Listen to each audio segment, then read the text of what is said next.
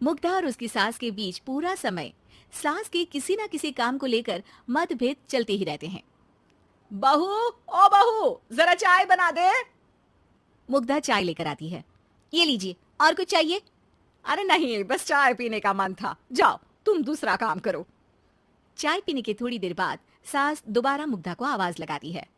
अरे बहू रे, ओ बहू, जरा हलवा तो बना दे, मीठा खाने को मन हो रहा है।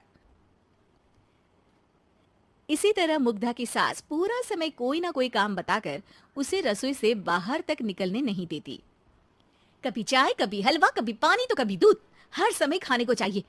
और उसके लिए अपने हाथ पर बिल्कुल नहीं हिलाने। परेशान किया हुआ है इन्होंने।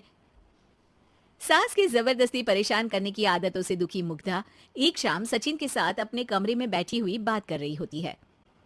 सुनो जी, मम्मी जी की ये जानबूझकर मुझे परेशान करने की फरमाइशों से मैं बहुत फ्रस्ट्रेट हो चुकी हूँ। पूरे दिन में एक सेकंड का आराम नहीं मिलता। रसोई से बाहर कदम रखती नहीं कि बहू ये बना दे, बहूरी वो बना दे। अरे इनकी फरमाइशें चलती ही रहती है। अरे मुग्धा, माँ खाने की शौकीन है, पर उम्र हो चली है, खुद खाना नहीं बना सकती, इसलिए तुमसे बोलती है। अरे तो शौक भी उम्र देख कर रखने चाहिए ना। समझ में नहीं आता, हर समय फेविकॉल का जोड़ लगाए सोफे से चिपके बैठी रहती है। इतना सब डाइजेस्ट कैसे हो जाता है उन्हें? अरे तुम मेरी माँ से इतनी नफरत कैसे कर सकती हो? मैं उसे नफरत नहीं करती जी, बस परेशान हूँ। जहाँ मुग्धा अपने पति से ये सब बोल रही होती है, वहीं उसकी सास भी कमरे के बाहर दरवाजे से कान लगाए सारी बातें सुन रही होती है और अगली दोपहर रसोई में मुग्धा के पास जाती है। बहू, आज ना मेरा कुछ मसालेदार खाने का मन है। तो चाय बना दो, मुझे बहुत पसंद है। अरे ना, अरे ना, ऐसा कर लिट्टी चोखा बना ले। और हाँ, जितना मसाला बातों में मिलाकर पति को सुनाती हो ना, सब्जी में भी वैसे ही डाला करो, खाना स्वादिष्ट बनेगा। सास की बात सुनकर मुग्धा हैरान रह जाती है। मतलब अब पूरा समय मुझ पर हुक्म चलाने के साथ बंद कमरे में हुई पति पत्नी की बीच की बातें भी सुनती है? अरे बात जब मेरी थी तो सुनने में क्या दिक्कत है? ये कहकर सास वहां से चली जाती है। अरे अब तो हद पार हो गई, इस तरह से तो ये मेरा जीना मुश्किल कर देंगी। मुग्धा सास की हरकतों से परेशान उसका हल सोचने लगती है और इसी तरह कुछ दिन बीत जाते हैं, जिसमें सास का जन्मदिन आता है। मुग्धा बहुत खुशी के साथ अपनी सास को एंड्रॉइड मोबाइल गिफ्ट करती है। मम्मी, आपको सबसे बात करने के लिए बहुत दिक्कत होती है ना, कभी सचिन तो कभी मुझे बोलना पड़ता है, पर इस मोबाइल से आपको कोई दिक्कत नहीं होगी। एक जगह बैठे बैठे बहुत कुछ कर सकती हैं अब आप। मोबाइल देख सासू माँ खुश हो जाती है, पर उसे इस्तेमाल करना तो आता नहीं, इसलिए साइड में रख देती है।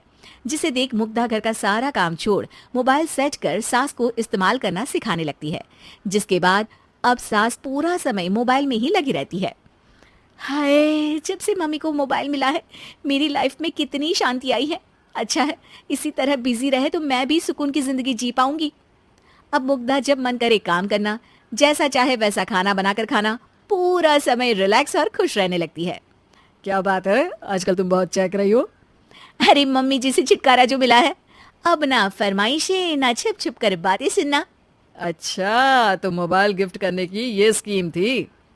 इसी तरह दिन बीतते हैं और अब मोबाइल पर लगी सास फरमाइशों की जगह सवालों के लिए बहू को आवाजें लगाना शुरू कर देती है। अरे बहू सुन तो, देख जरा किसी का फोन क्यों नहीं मिल रहा?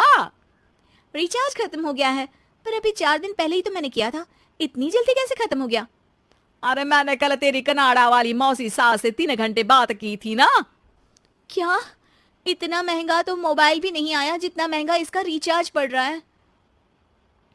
इसके बाद तो जैसे मुग्धा के दिन के 24 घंटे में से 20 घंटे सास के पास उनके मोबाइल रिलेटेड प्रॉब्लम सॉल्व करने की ड्यूटी ही बन जाती है। अरे मुग्धा, ये मोबाइल में अचानक तेरी मौसी सास की शक्ल क्यों दिखने लगी? और ये तो हिल भी रही है। मम्मी, ये गूगल डुओ का वीडियो कॉल है, इसमें आप बात करने के साथ एक दूसरे की शक्ल भी देख सकती हो। अच्छा, ये तूने मुझे पहले क्यों नहीं बताया? अब बताने के लिए पहले नहीं बताया। इसी बीच सचिन भी वहां आ जाता है और सास अपनी वीडियो कॉल में बिजी हो जाती है। क्यों, सास बहू में क्या गपशप चल रही है? इसे गपशप नहीं, दिमाग का दही होना बोलते हैं। पर तुम तो मम्मी को मोबाइल देकर बहुत खुश थी, फिर क्या हुआ?